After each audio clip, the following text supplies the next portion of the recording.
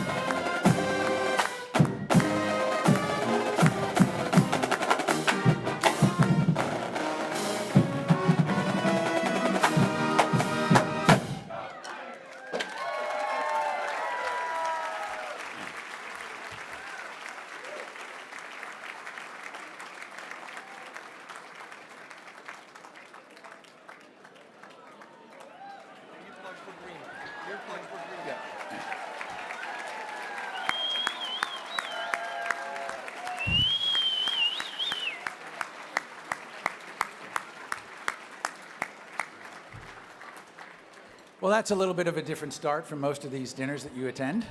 Wasn't that great? Go Niners. And thank you to the UNC Charlotte Marching Band. I have 3 adult grown children. If they've learned anything from me, it's that nothing beats live music. So it's great to begin the event with some live music. We've got a fast-paced night here tonight, so we're encouraging you to eat. So I'm going to move to the next part.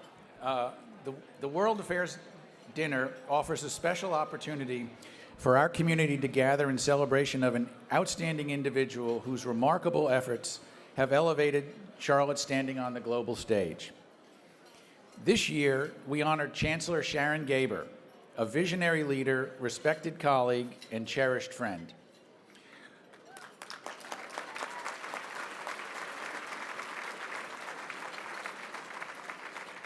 Her impact resonates far beyond our region. Tonight, we will celebrate her legacy and the privilege of calling her one of our own. Under Sharon's visionary leadership, UNC Charlotte has reached unprecedented milestones, from record-breaking enrollment for the 2025-2026 academic year and soaring research investments, including, as maybe some of you saw yesterday, Honeywell announced a $10 million investment in UNC Charlotte. And the university has also experienced significant fundraising growth. Additionally, and more good news happened this week. Just yesterday, we found out that UNC Charlotte now ranks 74th among public institutions in the United States. The university continues its climb in the national rankings and has gone up almost 80 places in a very short period of time. And most importantly, earlier this year, UNC Charlotte earned the prestigious R1 research classification. That's a designation shared by only a very few universities in the country. These accomplishments, among many others achieved under Sharon's leadership, will leave a lasting legacy, sure to be celebrated and remembered for generations. Like the distinguished honorees before her, Sharon's legacy will stand as an enduring example of visionary impact recognized by the World Citizen Award. In honoring Sharon, we also recognize the numerous individuals who have stood before her in driving progress, as well as the leaders and change makers from our community who have previously received the esteemed World Citizen Award. Those luminaries are listed on page 9 of your program. I'm sure you'll agree that Sharon is in good company. I now invite our Council President and CEO, Lubomir L.J. Stombach, to the podium for some opening remarks. Thank you. This is our Chairman of the Board. Chairman of the Board, thank you so very much. Mike McNamara, thank you very much. So I don't know if you noticed, but their ear plugs were what color? Green. Yes, there was a reason for that. I hope you enjoyed this opening marching band tonight. So it has been my privilege to serve as the World Affairs Council of Charlotte CEO and President for the past 19 years. 19 years. I'm truly humbled. I'm truly humbled to be part of the World Affairs Council of Charlotte family and proud, very proud of the meaningful, impactful work we continue to do together. And I hope you're enjoying your dinner while I'm changing pages here. Thank you.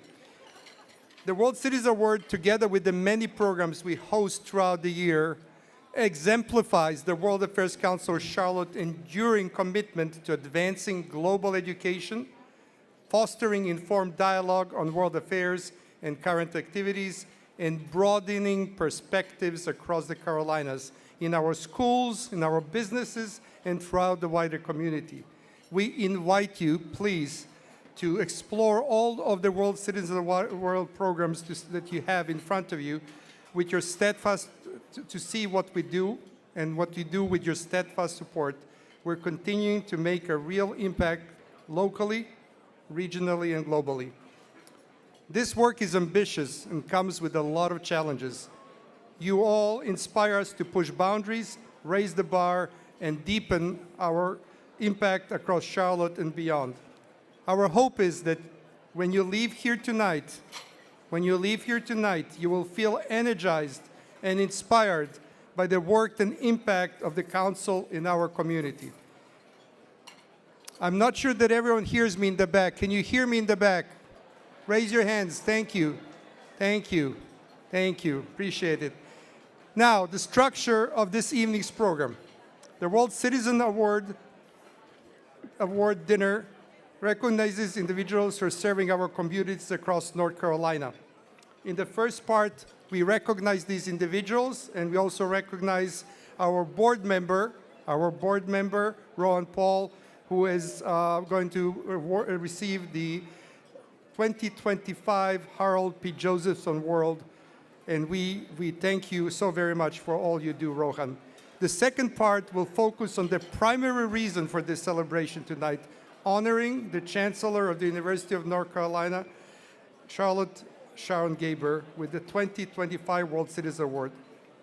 One of the objectives of tonight's celebration is to also acknowledge all of you here tonight for your hard work, your contributions to the community, and for your steadfast support of the World Affairs Council of Charlotte.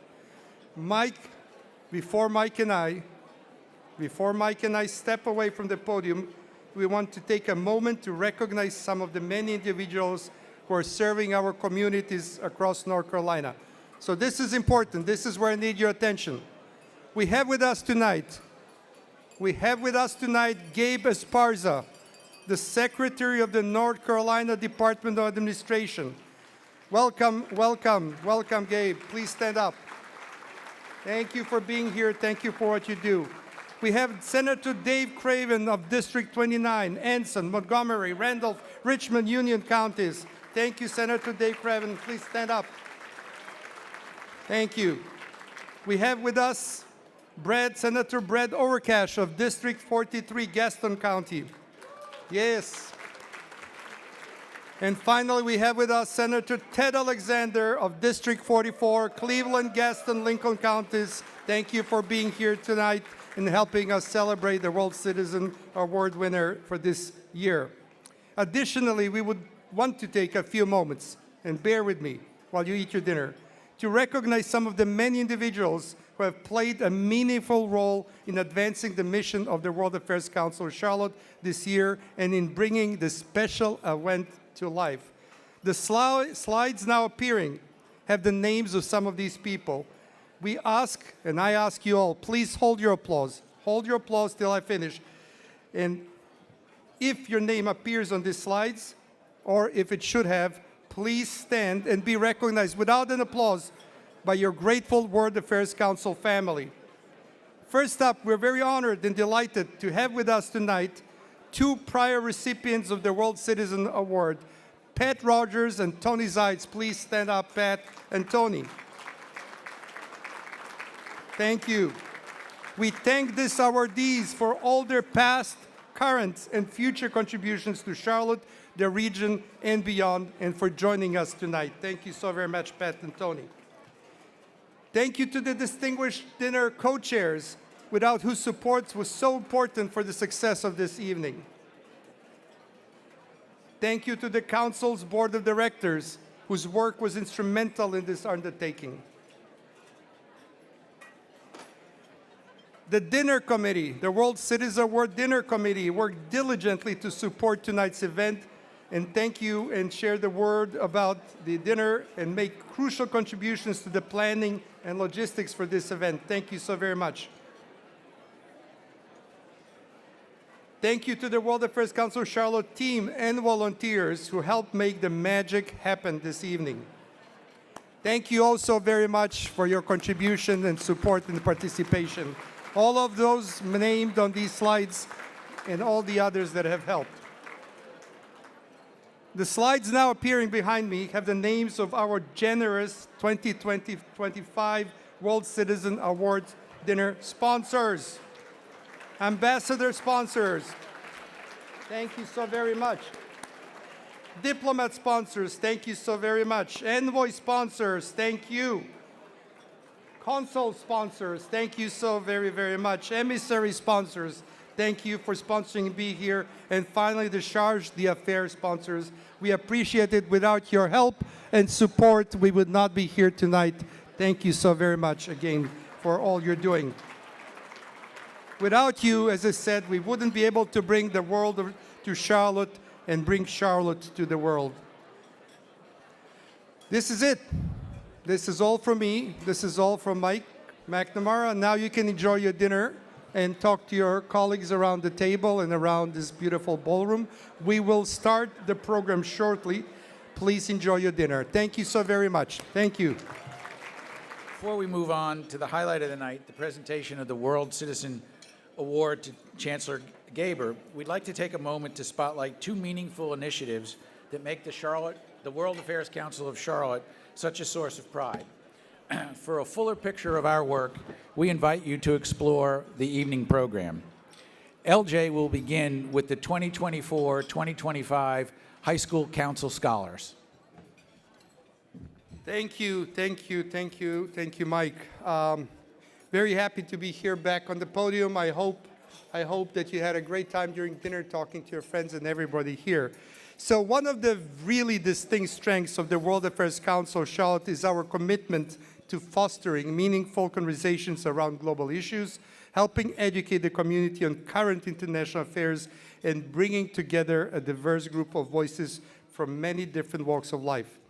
Among the most influential leaders contributing to this dialogue are the educators in our community. Let me repeat that. Among the most influential leaders contributing to this dialogue are the educators in our community. Yes. We know that travel and exposure to new cultures gives teachers invaluable perspectives and new knowledge that they bring back to their classrooms and schools. Through the World Affairs Council of Charlotte Council Scholar Fellowship Program, we have sent more than 182 teachers from over 82 schools in our region to 6 continents to gain experience that have transformed the way they teach and look at the world. 6 continents, they've been to every and each one of them. Yes. The Council Scholar Fellowship opened the world to teachers who in turn open new worlds for their students.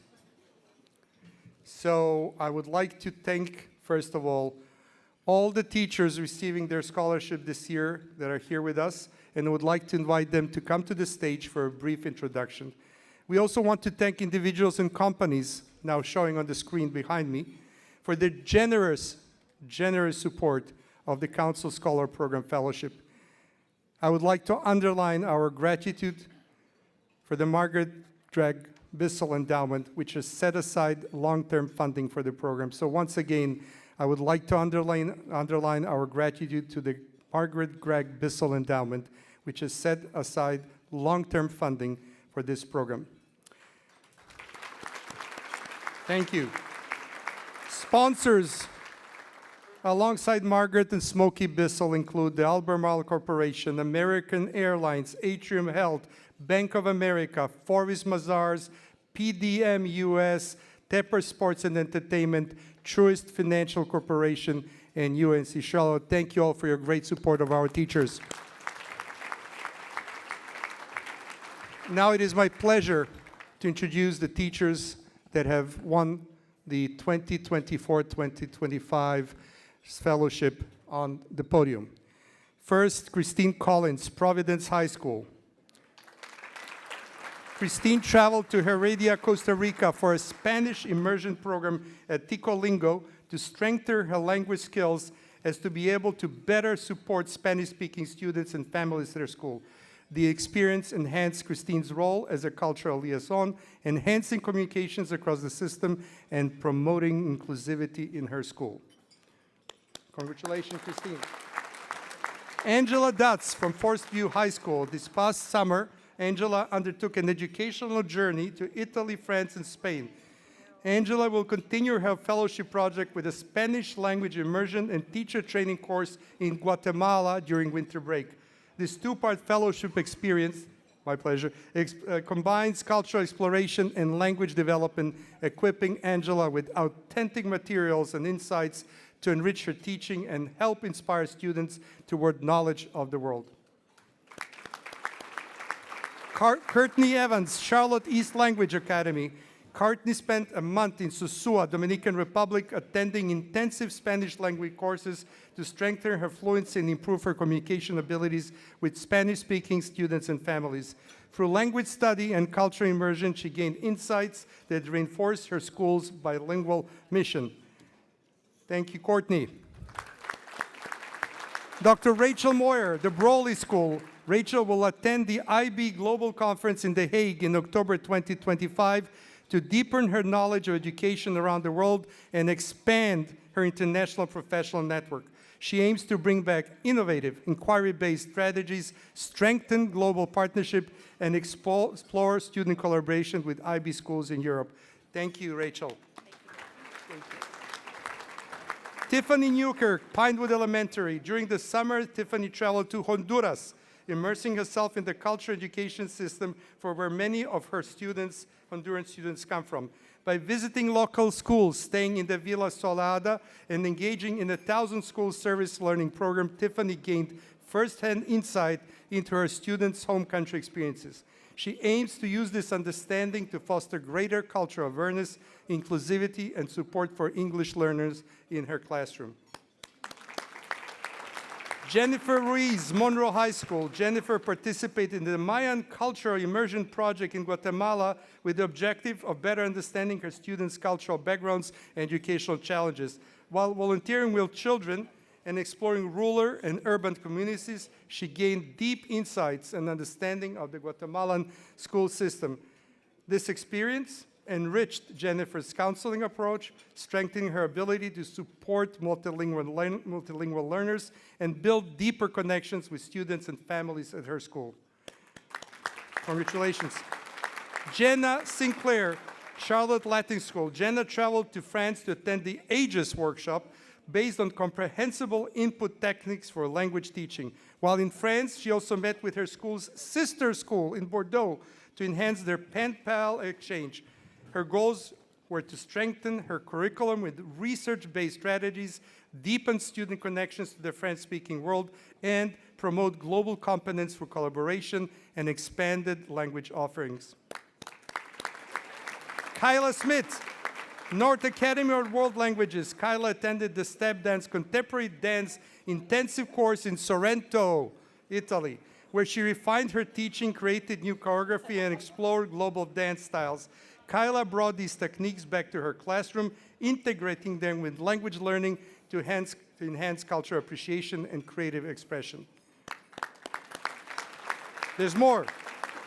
Bridget Speller, Sherwood Elementary School. Bridget traveled to Jamaica for a culturally immersive program on literacy, storytelling, and social emotional learning. Through school visits, cultural workshops, and CEL activities, she explored student-centered reading practices and oral traditions. Bridget returned to her school and created course offerings aimed at affirming student identity, fostering cultural empathy, and promoting global citizenship. And that is it.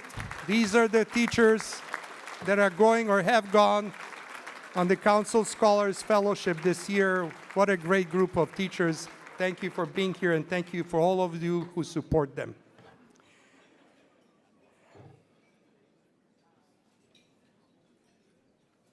Yes, I do want silence for this. We're starting with the award part of the program. The Harold P. Josephson Award is named after the renowned international scholar and professor who was instrumental in founding the World Affairs Council of Charlotte at UNC Charlotte, where, by the way, the offices of the council still reside. So thank you, Chancellor Sharon Gaber, Dr. Jennifer Troyer, the Provost and Vice Chancellor for Academic Affairs, and Joel Gallegos, our board member, Associate Provost for International Programs at UNC Charlotte, and Honorary Consul of France of the region. Thank you all for the long-term strong partnership with the World Affairs Council of Charlotte and for being here tonight. This award is given annually to an individual who, number one, exemplifies the spirit of Dr. Josephson, and number two, who has contributed significantly to the mission of the World Affairs Council of Charlotte. This year's recipient is a long-standing Board of the Directors member an individual whose impact has been felt deeply within the council and throughout the Charlotte community, Rohan Paul.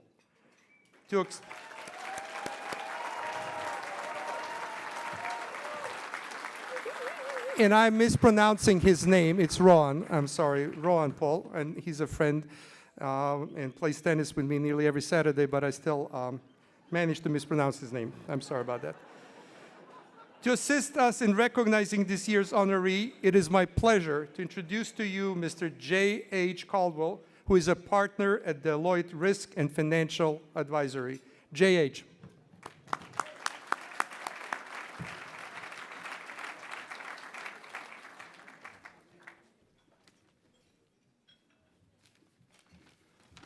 All right, I had like 35 pages, but they told me I didn't have that long, so I cut it to one. Anyways, good evening, everybody. It's a pleasure to be with so many who share a passion for Charlotte's global engagement. The World Affairs Council of Charlotte was founded on the vision that a globally minded community is a stronger, more vibrant community. For over 40 years, they have worked to bring the world to Charlotte and Charlotte to the world, creating a crucial platform for thoughtful dialogue and cross-cultural understanding. This evening, we are here to honor an individual who has not only championed that vision, but has also been instrumental in illuminating the path forward for all of us. The Harold P. Josephson Award was established to recognize individuals who have made lasting contributions to this council and to the community's international vitality. It is named for the late Dr. Harold Josephson, a founding leader of the organization whose legacy reminds us of the power of global education and cross-cultural understanding to strengthen Charlotte's global connections. This year's recipient has embodied Dr. Josephson's spirit for many years. His impact has been felt on the World Affairs Council board and at our events, where you're likely seeing him expertly moderate a Q&A panel or introducing speakers who have been uniquely and crucially perspectived for our city. His contributions and his direct result of a deep-seated international awareness, fostered through his global experiences from a career spanning decades in investment banking at both J.P. Morgan and Wells Fargo. More than that, his impact has been strategic and transformative. He has provided key guidance to strengthen programs and broaden the program's reach. His connections have helped attract new and compelling speakers to Charlotte, enriching the intellectual life and sparking conversations that matter. He has been a tireless champion for the program's growth, enhancing the council's visibility and consistent financial stability. Through his work at Deloitte, advising financial service clients in Charlotte, and his active involvement on multiple local boards, Rohan's vision and dedication have been an invaluable part of all those organizations. Tonight, we honor a committed leader whose enduring mark on the council and the broad Charlotte community is undeniable. He consistently brings people together across industries and cultures, reflecting Dr. Josephson's spirit of collaboration and global awareness. His efforts have been helpful to ensure the World Affairs Council remains a powerful and relevant platform for thoughtful engagement on global issues. His dedicated leadership as a board member, coupled with his deep commitment to the mission, make him a truly fitting recipient for this honor. For all those reasons, it is a pleasure to present the 2025 Harold P. Josephson Award to Rohan Paul. Rohan, please come up to the stage and receive your well-deserved honor. I would also like to say, before I shake his hand, that I had the pleasure of speaking with his wife, Angela, his daughter, Tanisha, and his son, Naveen, and they gushed with pride over his accomplishments and achievements. Rohan? So we hereby present to Ron Paul the 2025 Harold Josephson Award. Thank you. Thank you very much. Thank you. Great job. Let's get a photo together. Okay. Thank you. Thanks. Okay. Great job, buddy. Thank you. All right, let's see if we can pull this off. Okay. Thank you, JH, for your kind introduction. I can't quite recognize the person you were speaking about, but I will try to live up to that biography. And thank you, LJ, and the board of the World Affairs Council of Charlotte, the council, for honoring me with the Harold Josephson Award.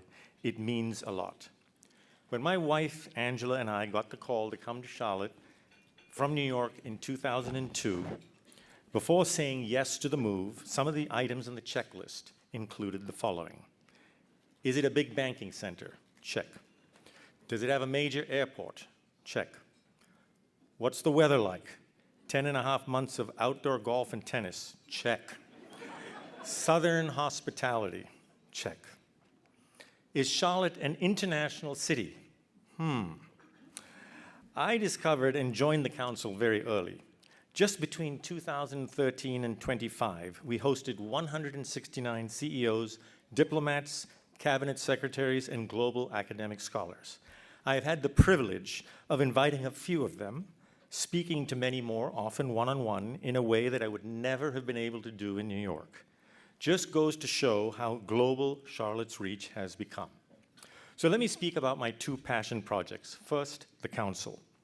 When Leon Topalian, Nucor's CEO, addressed us a few months ago, I told him our high school students tend to have good questions. So I told him to call on them first in Q&A, and he did.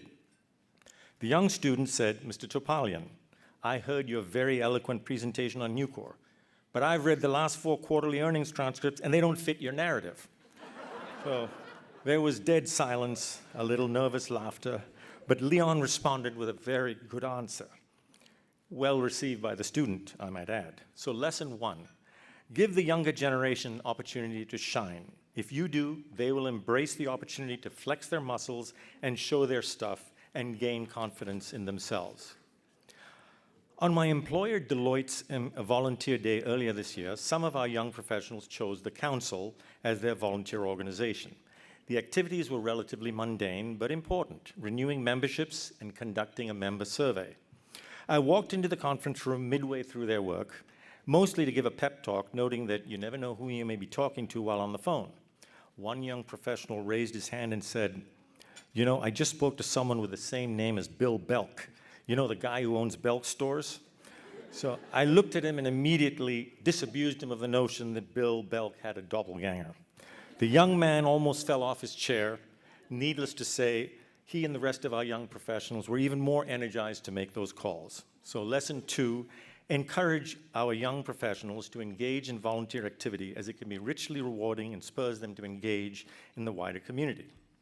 Just 4 weeks ago, Oliver Walensky, CEO of the VW subsidiary that's building a 400,000 unit light truck facility in Columbia, South Carolina, addressed the council. In his closing, he said, in all the decades that he had worked, he has never experienced a situation in which 2 college summer interns taught VW, its management team, and the production staff more than they had taught the interns. In this case, the interns taught the management team how to use AI to set up and run a new production facility. Sharon, the 2 interns were from UNCC. Lesson 3, don't underestimate the young professionals and what they can teach your organizations. Dean Smith. No, not that Dean Smith, but our very own Charlotte FC coach said the following. His team has 16 international players from 11 countries. He said that you can't get a team to play cohesively until you understand the culture and backgrounds of every player and then meld them all together, all of which takes time. When Charlotte FC played Lionel Messi's Miami team just 2 Saturdays ago, Zaha, a Brit, was supposed to take the penalty, but he gave the opportunity to Toklamati, an Israeli, as he had the opportunity to score a hat trick. Why did Zaha do that? Because Zaha had trust in and an understanding of his teammate, built up over time. And of course, Toklamati did score, making it 3-0, and he called Zaha an angel. And now we're number 3 in the league, and with an MLS record-breaking 9 consecutive home game wins. So, lesson 4, it's important to get to know the people and the backgrounds and cultures, and partnerships matter in sports, business, diplomacy, and personal relationships. I want to turn my attention to the other passion project, the North Carolina School of Science and Mathematics, NCSSM, of which it is a part of the UNC system. Founded by Governor Hunt and the state government of North Carolina 40 years ago in Durham as a STEM boarding school, the first of its kind in the nation. Ranked as the nation's top public high school in 2 of the last 3 years. And this past year, Ava Cummings, a Native American student, won the 2nd prize in the nation's most prestigious science competition, Regeneron, for her work on Native American myopathy, which affects muscle strength and tone, and a treatment that involves both traditional medicine and drugs to help her own community. But lest you think it's only a STEM school, Rhiannon Giddens, also an NCSSM grad, won the Pulitzer Prize in Music in 2023, has several Grammys, 1 Emmy, and a MacArthur Genius Grant. So giving you some background and context. So the state of North Carolina wanted NCSSM to build a 2nd campus in Morganton. But we knew that the existing Durham campus, which had never been renovated, also needed a lot of capital expenditures, requiring an even larger capital campaign. For our first foundation board meeting to discuss the capital campaign, just before the start of COVID, no less, we knew that the alumni had given $1 million a year for the last 40 years. Based on that giving history, Todd Roberts, the Chancellor, who's sitting right over there, suggested $25 million for a 5-year campaign. Several of us looked at him and said, this is a STEM school. Tech is big. We can do more. We suggested that a bigger number to start with, $50 million. You don't often see this, but we saw the blood drain from his face as he thought about the stress of raising $50 million, given that NCSSM had never raised money in an organized campaign before. It offers free room, tuition, and board because it has strong bipartisan funding support from the state government for the last 40 years. Why, might you ask? NCSSM's economic impact to North Carolina is $1.5 billion a year and growing. With the 5-year campaign just closed 1 year early, I might add, it raised $86 million, so way more than the 50, and the largest campaign in U.S. public high school history. And the state government doubled down on its NCSSM investment by providing $110 million for the new campus. So lesson 5, dream big, don't take no for an answer, and cultivate your networks to achieve your goals. Bipartisan support is alive and well for certain causes in government. NCSSM plays a not insignificant role at the front end of a giant tech ecosystem. We need to treasure and nurture STEM education. ChatGPT says that the aggregate market cap of US companies founded in the last 50 years is 30 trillion versus 0.4 trillion in Europe over the same time. Maybe ChatGPT was hallucinating, or maybe I was, but I have seen corroborating data elsewhere.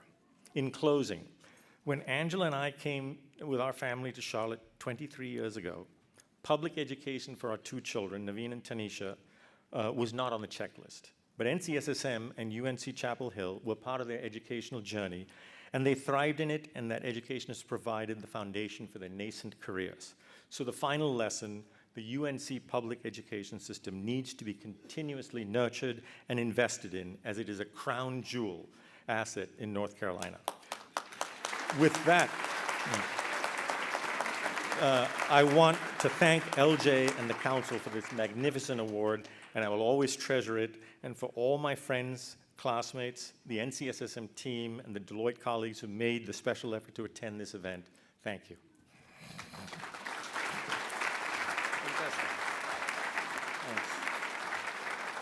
Thank you. Wow.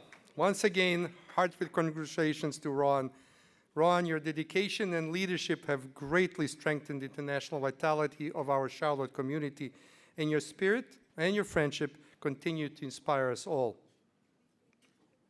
Now, we're coming to the main reason most of us are here, and it's Sharon Gaber, Chancellor, UNC Charlotte.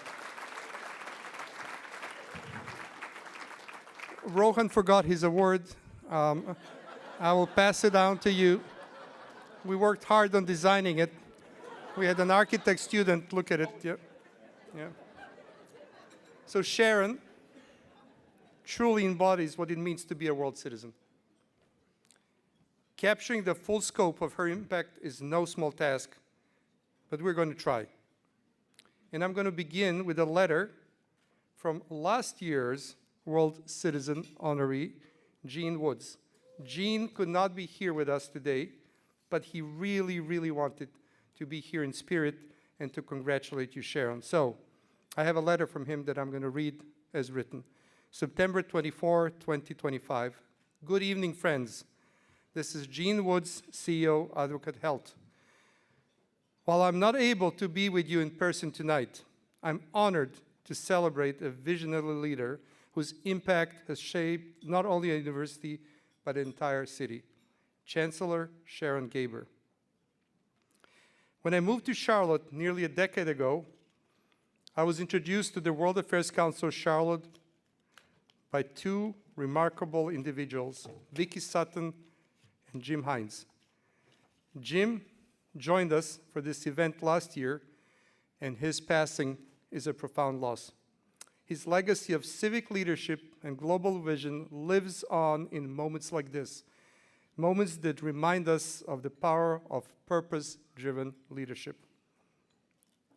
Last year, I was humbled to receive the World Citizen Award, a recognition that affirmed my belief that our greatest challenges demand global thinking and local action. Chancellor Gaber embodies that truth. Under her leadership, UNC Charlotte achieved Carnegie R1 research status, placing it among the top research institutions in the nation and beyond. She also led the university to climb significantly in national rankings, now recognized as one of the North Carolina's most innovative public universities. This kind of leadership mirrors what we're striving to do at the Pearl, connecting physicians and scientists globally to provide that innovation knows no border, to prove that innovation knows no borders and collaboration can elevate care everywhere. I'm also proud of the work we have done at UNC Charlotte's portal on business acceleration and entrepreneurship. It's helping us foster supplier innovation, accelerate entrepreneurship, and strengthen community impact, all right next door to our university hospital.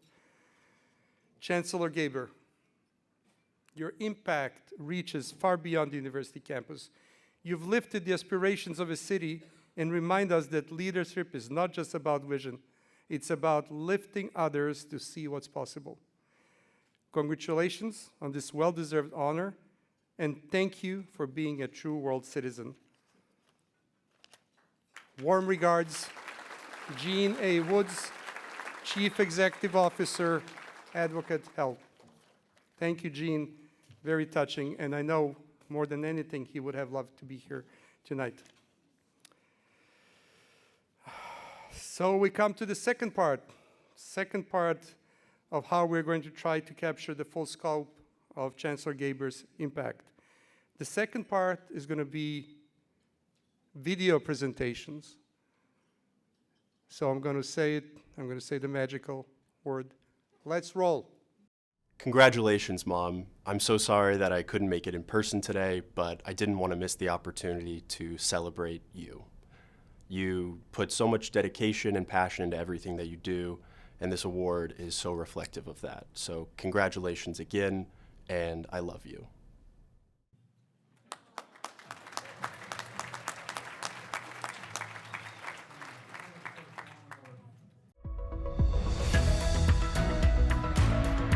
When I met her the first time, I was really taken aback how smart she was and how aggressive. When she asked me to help her, I was more than glad to do so. I feel honored to be associated with her. Sharon Gaber is courageous. She tackles things that others might not. She does not shy away from what is difficult. Rather, I think she takes it on as her special calling. When I think of her, I think courageous. Chancellor Gaber is one of the best leaders I've ever met in my life. She's done a fantastic job of not only delivering on our strategic ambition at the university, but really doing it with an element of care, making sure every student is seen and every student is set up to have success.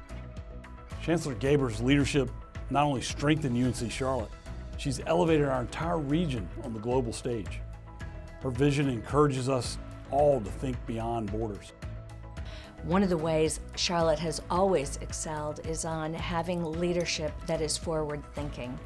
And her ability to combine the empathy with the intellect, with the local community connection and drive, sets us completely apart. Absolutely world-class. We've got a crackerjack university and an outstanding leader I think we're lucky to have.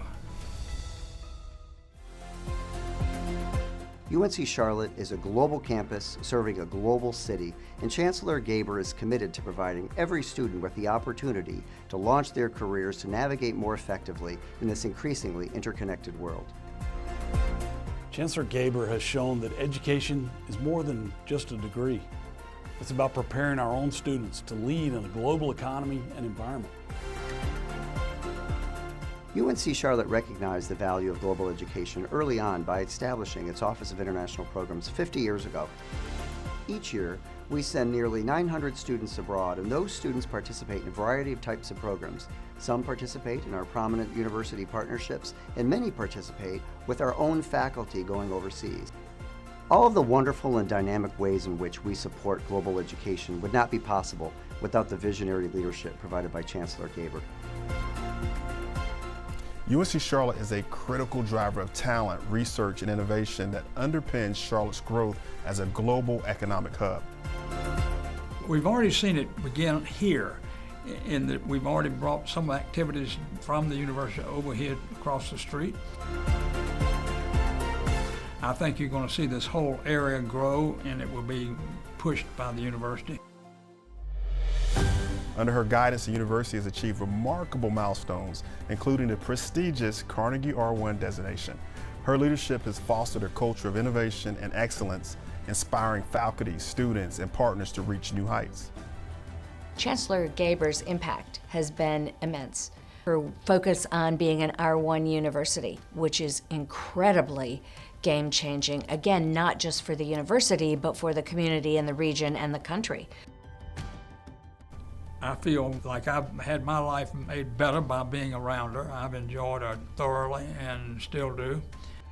She's lifted our university, expanded opportunities, and inspired countless students. I couldn't be more proud than to see her recognized. Chancellor Gaber's well-deserving of this Global Citizen Award because she is in fact a global thinker. This award reflects not just her achievements, but the bright future she's building for current and future Niners.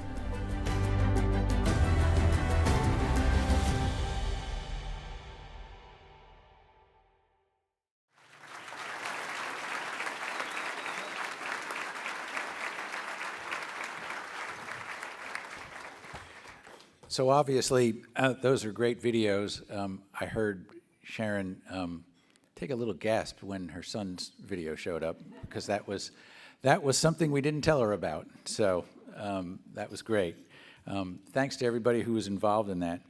The videos we just watched were truly inspiring. They offered us a powerful glimpse into the kind of person that Sharon is, but also the incredible work that she does to uplift our community. Tonight, we actually have a special guest to help introduce Sharon to us. Joining us this evening to introduce our World Citizen Award recipient is the president of the University of North Carolina System, Dr. Peter Hans. President Hans became the 7th president of the UNC system in the summer of 2020. During his time in this role, he has led the system to maintain a consistent focus on student success and affordability. For 2 centuries, the collective UNC system has served as a model for public higher education, strengthening North Carolina's economy and enriching its culture. Today, more than 250,000 students, and I learned this from a UNC Charlotte video.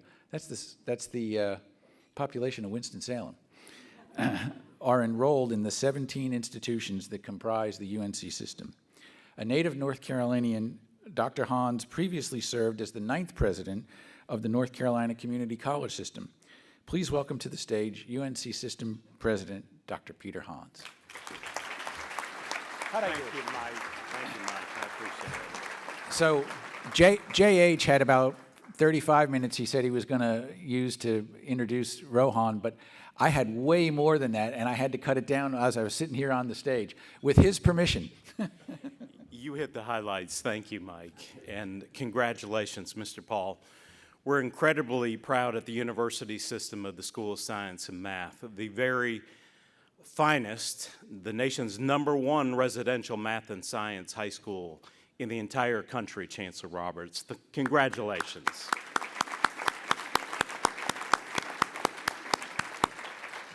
As someone who's visited 65 countries across the world, and I hope many more before the Lord calls me home, I love the spirit of this organization and the people in this room.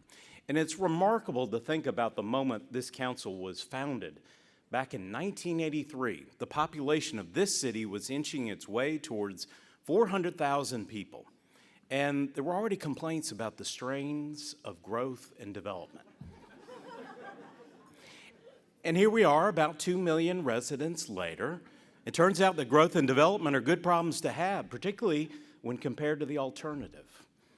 Now, an openness to the ideas and the energy of the world, that's how you become a destination for young strivers and smart retirees and everyone in between, and the very center of culture and commerce in the Carolinas. Now, all of that happened because of civic-minded visionaries who knew it was perfectly possible to keep a Southern quality of life while embracing a global sensibility, who understood that the people of North Carolina were more than capable of working and learning alongside newcomers from all over the country and all over the world. UNC Charlotte has always been essential to that story. This university helped launch the World Affairs Council back when the idea of a globally connected South seemed more fanciful than inevitable. And anyone envisioning NASCAR as a worldwide brand or a Swedish furniture store as a statewide destination would have sounded, well, a little off. But the dreamers, like Mr. McCall, and the builders had it right. There is simply no question that Charlotte is now a global city, and UNC Charlotte is now one of the most vibrant and productive research universities anywhere in the world. And our honoree tonight has been a driving force in both of those transformations. Chancellor Sharon Gaber isn't just a fantastic and far-sighted university leader, she's also an accomplished scholar and a deep thinker about urban planning and regional development. Someone with an instinctive understanding of how universities and cities rise and thrive together.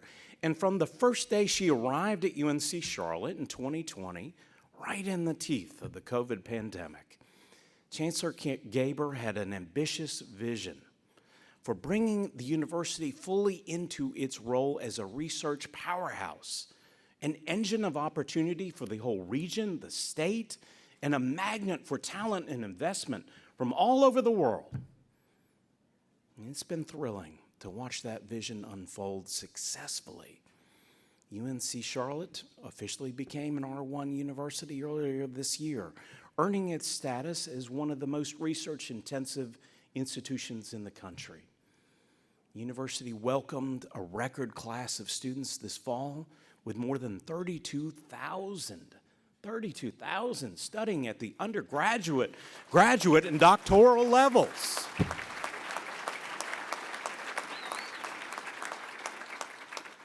And amidst all that growth and progress, UNC Charlotte hasn't lost sight of its foundational role of providing opportunity and upward mobility for the families of this region and well beyond, because nearly a third of UNC Charlotte students are the first in their families to attend college. something that matters deeply to me as a first-generation graduate of our state's public universities.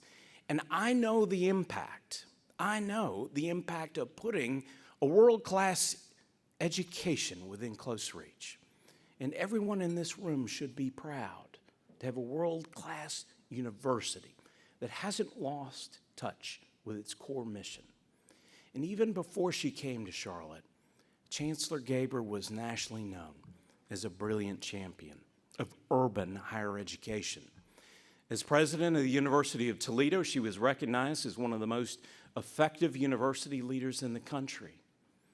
Now, I consider it a blessing to North Carolina and a vote of confidence in Charlotte that she was eager to come here, so able to see the potential for a deeper partnership between the university and the city. And I also find it telling that some of Chancellor Gaber's earliest academic work focused on the way big and diverse places make decisions, how communities debate tough challenges and define their shared ambitions. Because building a civic vision is difficult but joyful work, and it happens through organizations like this, like the public-spirited energy of people like you, and thanks to the extraordinary work of leaders like Sharon Gaber. Now, her graceful determination in the face of challenges and her consistent forward progress, it inspires me. And I'm honored to call her a friend and a colleague, a Niner, a Charlottean, and a fellow North Carolinian. So on behalf of the entire University of North Carolina system, our 17 constituent institutions, our 26 hospitals, the entire enterprise, I am delighted to welcome, congratulate, and honor our finest chancellor, Dr. Sharon Gaber.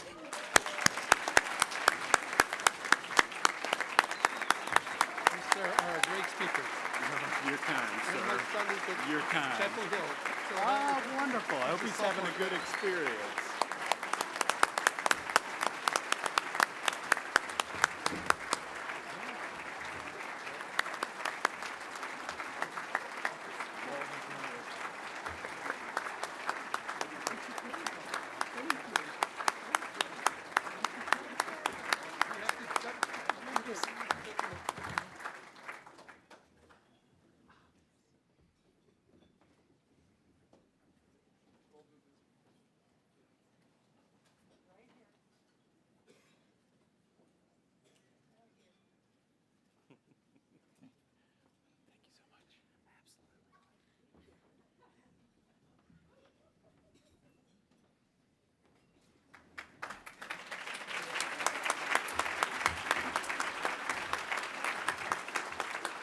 Wow, okay.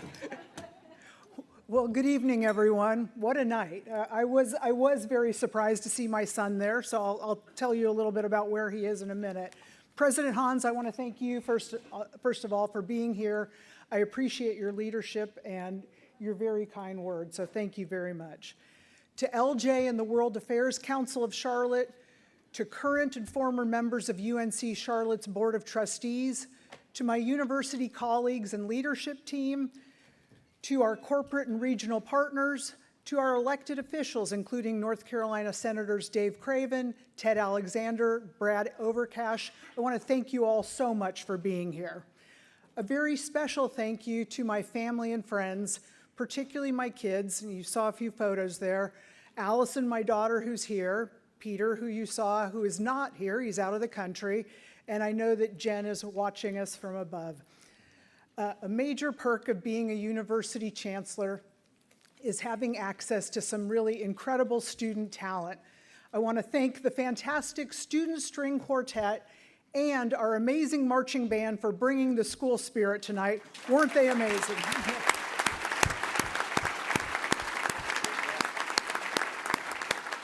And speaking of school spirit, I know that this is a black tie event. Hope you'll indulge the Niner green. Around our campus, green is a big deal, and it is, in fact, Wear Green Wednesday. That's a tradition that we take very seriously. You'll see my PJs later, maybe not, but we do take that very seriously. It's an understatement to say that I am thrilled to share this room with all of you tonight to accept the 2025 World Citizen Award, certainly, but also to celebrate the World Affairs Council of Charlotte. As has been mentioned, it was initially established in 1983 as a community outreach program of UNC Charlotte's Office of International Programs. The Council's mission is to expand and strengthen our city and state's connections in the nation and across the globe. UNC Charlotte is grateful for its partnership with the Council, and especially for LJ's leadership, which has spanned nearly 2 decades. Please join me in thanking the World Affairs Council for their work tonight and for the work that they do throughout the year.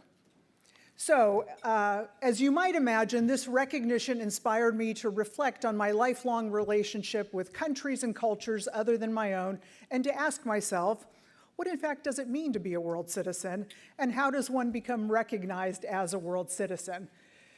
There are likely many avenues to world citizenship, but I find clues in three steps along my journey. First of all, I'll talk briefly about each one, but I know it's the end of the evening, so I will talk as quickly as I can. First of all, my childhood travel experiences. Second, my fascination with and professional background in urban planning. And third, my treasured role as a university chancellor working to enhance my community. So my first lesson in world citizenship occurred pretty early in life. As one of 3 kids raised by a single mom, I was, at least on paper, an unlikely world traveler. I was blessed to be exposed to international experiences at an early age. When I was 10 years old, my sister and I boarded a plane in Los Angeles, bound for Heathrow. We were flying as unaccompanied minors to visit our grandparents in England. 2 kids with suitcases bigger than we were, and I had no idea that trip would shape the trajectory of my life. Now, for sure, my mom she encouraged curiosity about the world and viewed travel as a way to open doors and expand horizons. But quite honestly, looking back on it now, that time abroad with my grandparents also got the kids out of her hair for the summer, which was an added bonus. Setting aside my mom's ulterior motives, the trip to England then included travel to Wales, Switzerland, France, the Netherlands, and at 10, I thought that was a pretty good deal. Many of the details of my experiences there are blurred by time, but I do vividly recall a traditional Dutch-Indonesian rijstafel meal in the Netherlands, and it left quite an impression on me. In short, I was hooked on exploring cultures and cuisines other than my own. That summer abroad opened my eyes to the world and the possibility that borders are not barriers, but rather invitations. Growing up in Southern California, cross-cultural exchange was part of our regular life.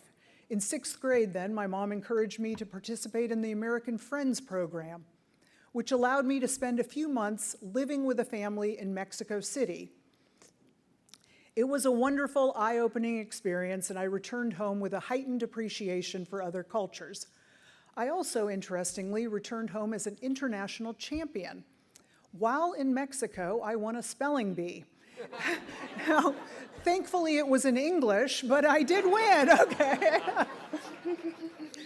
Since that time, I've been fortunate to visit many other international destinations and will continue to do so as there are many more places that are on my list. My love of travel has been passed down to my children as well. So my daughter is here. She studied abroad in London. And my son is now studying, he's working on his master's degree at the London School of Economics. I'm excited for him as he's kicking off this journey right now. For me, the big lesson for my international travel and cultural exchange is simple. Our differences make us interesting, provide models for us, and our shared humanity connects us. This is a lesson that has shaped my professional life. That brings me to the second clue for my world citizenship journey, which involves studying urban planning in graduate school. My travel and cultural experiences ignited my interest in how cities work. I saw firsthand how communities can be organized and how people work and play in various cities and towns around the world, some planned and others not so much. I definitely wanted to know more. During graduate school, I learned of cities such as Le Corbusier's Chandigarh in India and Ebenezer Howard's Garden Cities in England. I looked at how cities and communities around the world work. There's much I could say about urban planning, but very simply, our shared global aspirations align very closely with the goals of an urban planner, namely to create safe, sustainable spaces to live and work, to promote economic development, to enable people to make meaningful connections and create strong communities. And then there's a third step in my journey. Turns out that urban planning is actually great preparation for becoming a university chancellor. If you think about it, a college campus is really a small city within a city. So, summing up my path to this evening's celebration, a young girl was introduced to international experiences during her formative years and grew up to lead a major research university with a significant local to global impact in one of the fastest growing global cities in America.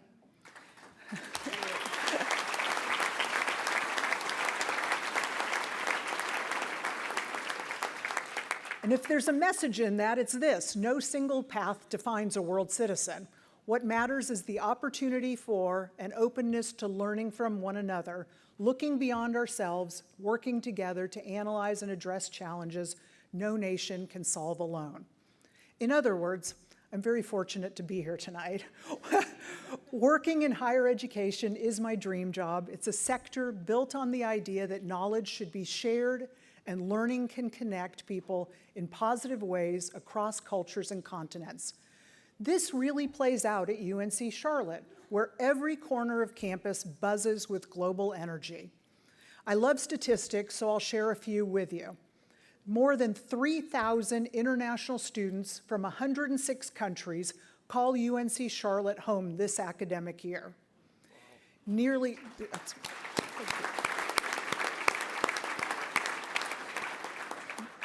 2,000 of our own students have studied abroad in the past 3 years. We partner with 48 international exchange institutions across Europe, Asia, and the Americas, where our students and faculty study and conduct research. And our alumni live and work all over the globe.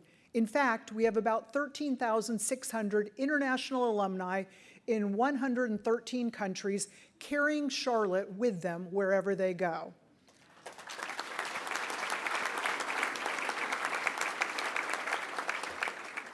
Every year since 1975, more than 10,000 students, faculty, staff, and community members gather during our International Festival, which is one of our oldest traditions for a day of culture, food, and music, representing nearly 50 countries. And by the way, I'd like to invite you all to this year's International Festival, which is being held this Saturday on campus between 10 and 6. These programs and numbers describe a university and a city that see themselves as part of something larger, a global community where collaboration creates opportunity. With our newly acquired R1 research designation, UNC Charlotte fuels innovation, drives economic growth, and deepens understanding of both global challenges and global opportunities, all while serving the people of this city, this region, and this state. Our reputation for excellence is growing, as evidenced by the latest U.S. News & World Report rankings that were just released yesterday.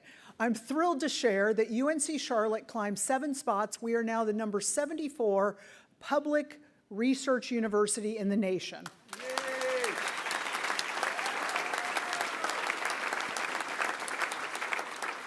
For those of you keeping track, we're one of just 3 public universities in North Carolina to be ranked in the nation's top 75. We're excited about that. We also jumped to number 38 on the most innovative schools list. I'm incredibly proud of our university today. We have plans, though, to continue to make it even better. While we will expand we will expand opportunities for our students to visit and study around the world.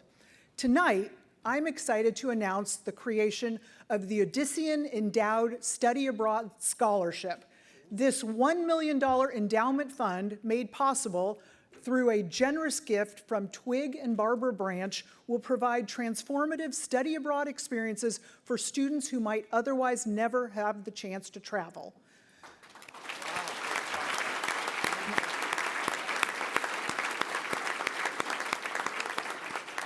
The Branches are traveling and unable to be with us this evening, but we certainly want to thank them for this generous and visionary gift.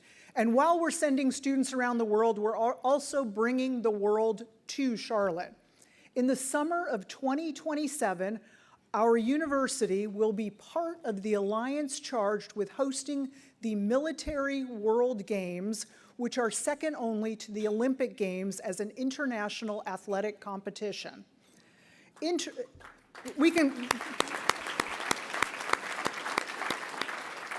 This will be the first time that the Military World Games have been held in the United States.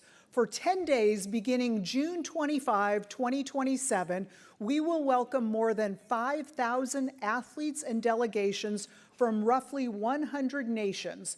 The university will serve as the center of activity throughout the event.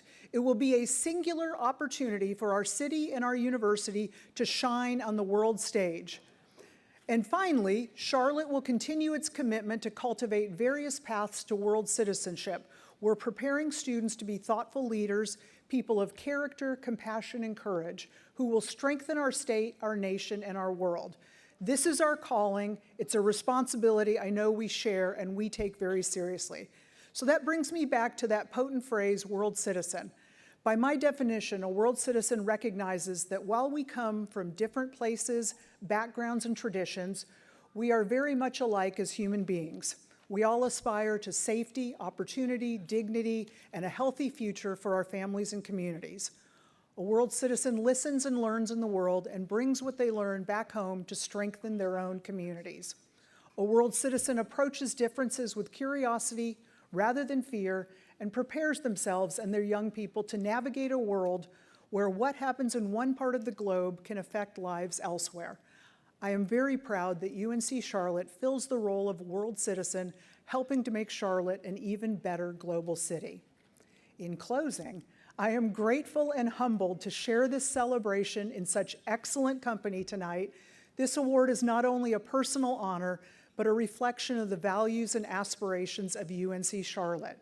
I accept this honor on behalf of the faculty, staff, students, trustees, and alumni of Charlotte, a university that proudly calls this city home.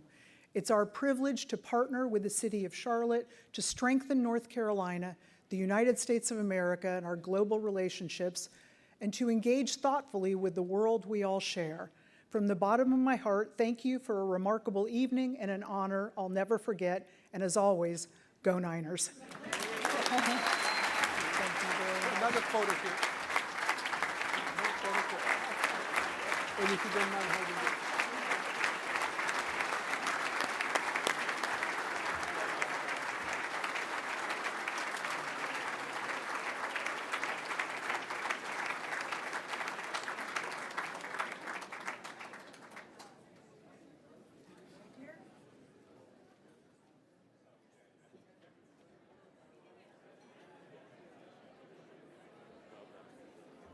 Thank you, Sharon, for all your hard work and dedication to enhancing the education outcomes. Please bear with me, don't leave yet. Locally and nationally, and for your huge contributions to growing the Charlotte community into the internationally connected and prosperous city it is today. Please bear with me, everyone. We want to congratulate you once more on receiving tonight's recognition as the 2025 World Citizen. It is truly well-deserved. Thank you all for joining us tonight and helping us honor this profoundly remarkable individual.